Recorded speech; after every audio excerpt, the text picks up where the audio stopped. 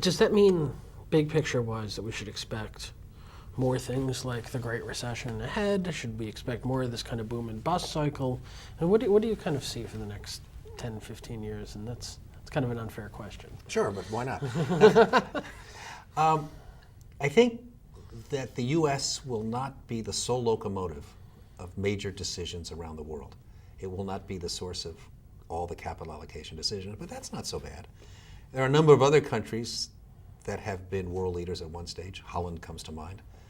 They were world leaders in many ways for a fair number of years, hundreds of years. Just look at the pictures of the great Dutch painters. They got over it, and now they are very alert investors on the global stage, and they clearly understand what's going on. And probably there's no greater concentration of major global enterprises anywhere in the world than there are in Holland per square kilometer. It's really remarkable.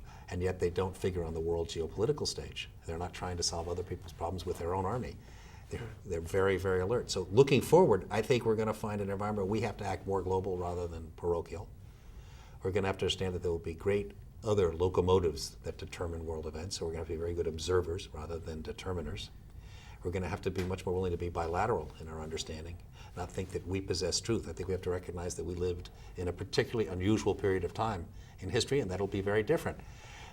I think we also believed as Americans that globalization meant that the rest of the world would look like us. And in fact, it's the corollary. We look like the rest of the world. Right. We are importing the same volatility as other nation states. And we better get used to seeing our stocks trade sort of in parallel with Mumbai and Sao Paulo and Shanghai rather than rock solid.